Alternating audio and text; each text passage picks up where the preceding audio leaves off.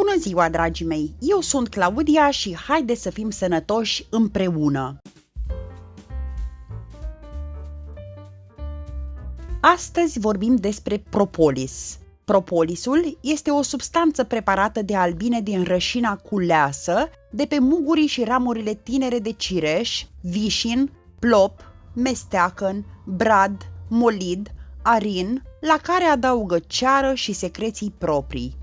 Cu ajutorul propolisului, albinele transformă stupul într-o adevărată cetate, acest preparat fiind folosit ca mijloc de apărare împotriva mucegaiurilor, a microbilor, pentru mumificarea intrușilor din stup, proces ce nu permite putrezirea lor, dar și pentru căptușirea pereților stupului, proces ce nu permite formarea curenților de aer. De asemenea, acțiunea sa antimicotică, bactericidă și bacteriostatică previne îmbolnăvirea albinelor. Te-ai gândit vreodată cât de uimitoare sunt aceste mici vietăți și cât de minunate sunt toate produsele pe care le produc? Stupul este o farmacie tradițională pentru noi oamenii, toate produsele apicole fiind extrem de benefice pentru sănătatea noastră, iar propolisul, cu siguranță, ar trebui să-l avem mereu la îndemână. Beneficiile propolisului. Calitățile deosebite ale propolisului sunt date, în principal, de conținutul său bogat în flavonoide, compuși din familia polifenolilor, care dau colorit plantelor și au puternice proprietăți antioxidante, antifungice și antibacteriene. Totodată, propolisul este un excelent antiviral, antiinflamator, stimulează formarea de anticorpi, fiind extrem de benefic pentru întărirea sistemului imunitar.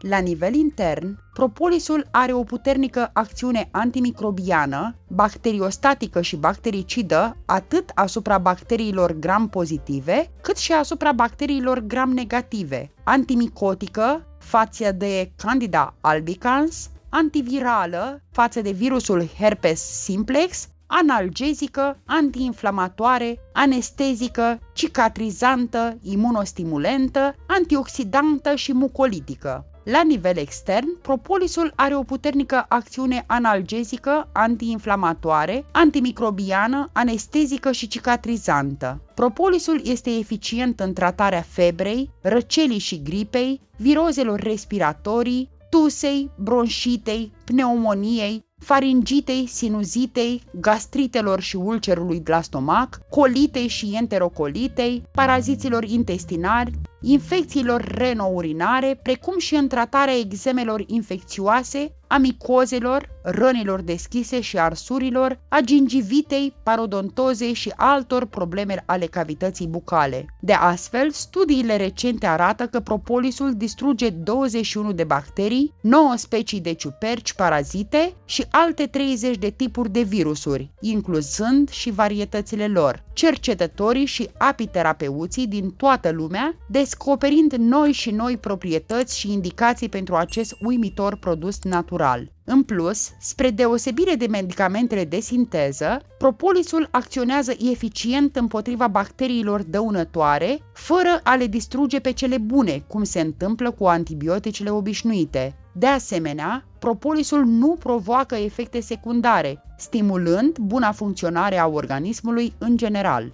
Haideți să vedem câteva acțiuni uimitoare ale propolisului asupra sănătății. Proprietățile terapeutice, antiseptice, antifungice și cicatrizante ale propolisului sunt cunoscute încă din antichitate, astfel că papirusurile egiptene confirmă faptul că acesta era utilizat drept medicament antimicrobian, fiind folosit deseori pentru tratarea plăgilor sau vindecarea afecțiunilor digestive și respiratorii. Astăzi, propolisul este cunoscut și apreciat ca fiind unul din cele mai puternice antibiotice oferite de natură, eficiența sa fiind demonstrată în tratarea a cel puțin 200 de afecțiuni. Iată câteva dintre beneficiile utilizării propolisului.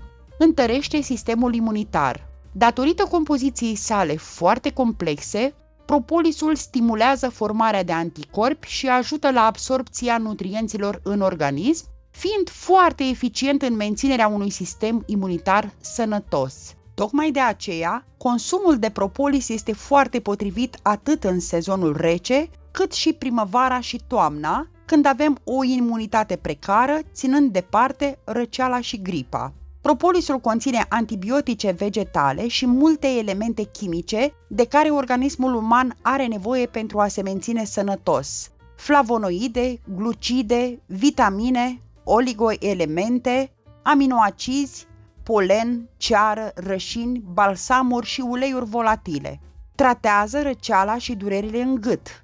Propolisul poate preveni și scurta în mod natural perioada de răceală, care deseori include și o supărătoare durere în gât. Acest lucru nu este deloc surprinzător dacă ținem cont de proprietățile antibacteriene și antiinflamatoare ale propolisului, care luptă cu succes împotriva virusurilor și împiedică declanșarea simptomelor în organism. De asemenea, acesta este un tratament natural recomandat în cazul faringitei, laringitei și amigdalitei. În urma unui studiu realizat pe un grup de copii dintr-o școală, pe întreaga perioadă a sezonului rece, s-a constatat că acelor copii cărora li s-a administrat propolis au avut mai puține răceli. Astfel, propolisul a ajutat la protejarea organismului de virozele respiratorii, care se transmit atât de ușor de la un copil la altul. Mămicile au acum la îndemână un aliat de nădejde în rezolvarea celei mai frecvente probleme de sănătate cu care se confruntă copiii, răceala. Elimină și ameliorează problemele cavității bucale. Acțiunea protectoare, dezinfectantă și antiinflamatoare a propolisului face ca acest produs apicol să fie utilizat cu succes pentru tratarea aftelor, gingivitei, absceselor dentare, parodontozei sau pentru calmarea durerilor gingivale și de dinți. În plus, datorită proprietăților antibacteriene, propolisul dezinfectează zona bucală, împiedică formarea plăcii bacteriene, protejând astfel împotriva cariilor. Spre exemplu, pentru prevenirea și ameliorarea efectelor parodontozei, se recomandă să mestecați dimineața, pe stomacul gol, o boabă de propolis de mărimea unei boabe de orez sau să vă amestecați 40 de picături de tinctură de propolis în 50-100 de ml de apă. Clătiți bine cavitatea bucală timp de 5 minute, apoi înghițiți. Folosind același amestec, puteți tampona gingiile.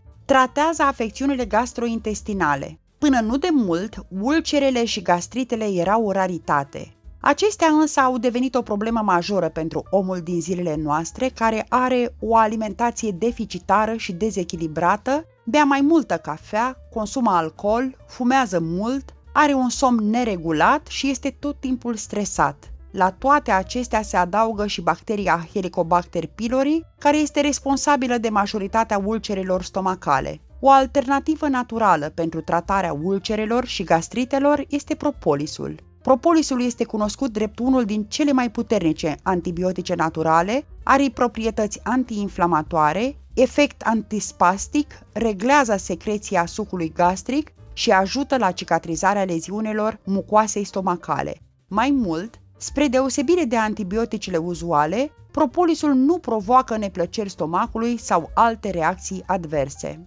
Ajută la vindecarea arsurilor. Propolisul stimulează refacerea țesuturilor afectate de tăieturi, răni și în special de arsuri, accelerând totodată procesul de regenerare a celulelor sănătoase. În cazul arsurilor, propolisul are efect dezinfectant, reparator și anestezic, fiind recomandat să se aplice extern pe suprafața lezată. Aceste calități ale propolisului au fost demonstrate în urma diferitelor experimente care au concluzionat că propolisul poate fi la fel de eficace ca medicament în tratarea arsurilor de gradul 2. În plus, acesta este mai liniștitor decât tratamentele convenționale în tratarea arsurilor minore. Previne și tratează otita. Efectele antibacteriene ale propolisului au fost dovedite în diferite studii care au arătat capacitatea propolisului de a preveni mai multe tipuri de infecții, inclusiv infecțiile urechii medii. Spre exemplu, într-un studiu de caz realizat pe un grup de 122 de copii cu vârste cuprinse între 1 și 5 ani, s-a demonstrat că administrarea propolisului împreună cu zincul poate reduce semnificativ riscul apariției unui nou episod de otită. Otita este frecvent întâlnită la sugari și copii, dar și la adulți deopotrivă. Neglijarea și netratarea la timp a otitei poate afecta auzul, iar propolisul s-a dovedit foarte eficace în prevenirea și vindecarea acestei afecțiuni. În acest caz, este recomandat să înmoi un tampon în tinctură de propolis și să-l introduci mai apoi cu grijă în ureche, fără să ajungă direct pe timpan. Vindecă herpesul. La nivel extern, propolisul poate fi eficace în distrugerea și vindecarea herpesului localizat în diferite zone, herpes bucal sau herpes genital. Mai mult decât atât, acesta s-a dovedit a fi chiar mai eficient decât medicamentele obișnuite în tratarea herpesului vaginal. Un studiu a constatat că propolisul aplicat de 3 ori pe zi a ajutat să vindece leziunile mai repede decât orice alt tratament. Datorită proprietăților sale antimicrobiene, analgezice, antiinflamatoare și cicatrizante, propolisul accelerează procesul de vindecare și reduce ulcerațiile de la nivelul herpesului. În acest caz, se recomandă aplicarea tincturii de propolis pe locul afectat de 2-3 ori pe zi. Cum se administrează propolisul? Propolisul brut. Se recomandă a se consuma între 1 și 3 grame pe zi propolis, amestecat în puțină miere sau apă. Doza de administrare variază în funcție de afecțiune, structura pacientului, caracteristicile funcționale și chiar emoționale. După obținerea vindecării, se va lua zilnic, timp de o săptămână, o linguriță din următorul preparat dizolvat în ceai, 125 de grame de miere plus 3 grame de propolis. Tinctura de propolis. Din experiența mea de asistent de farmacie, știu că tinctura de propolis se administrează o picătură pe kilogram corp și zi. Spre exemplu, dacă o persoană are 40 de kilograme, atunci se administrează 40 de picături pe zi, împărțit în 2 reprize, 20 de picături dimineața, 20 de picături seara. Picăturile se iau în amestec cu miere sau cu o bucățică de pâine. Tinctura de propolis spray. Se recomandă utilizarea prin pulverizare a zonei afectate cu tinctură de propolis de 3 ori pe zi. Efecte secundare, interacțiuni și contraindicații. Propolisul este în general sigur atunci când este utilizat conform instrucțiunilor furnizate de producător sau de un medic specialist. Totuși, acesta poate produce reacții alergice, în special în cazul persoanelor alergice la produsele apicole. Dropsurile pot irita cavitatea bucală. În cazul femeilor însărcinate sau care alăptează, este indicat să se evite utilizarea produselor ce îl conțin, pentru că nu există suficiente informații referitoare la siguranța utilizării lor în aceste perioade. Persoanele care suferă de astm sau care urmează un tratament cu anticoagulante trebuie să discute cu medicul specialist înainte de a consuma produse ce îl conțin, pentru că poate înrăutăți astmul și subțiază sângele. Vă mulțumesc pentru astăzi! Dacă vreți să gătiți alături de mine, trece și pe canalul Mâncare cu Savoare. Dacă sunteți curioși și ce mai croșetez, dați o raită și pe canalul Crochet Your Life. Să vă fie cu folos și vă urez din suflet să fim sănătoși!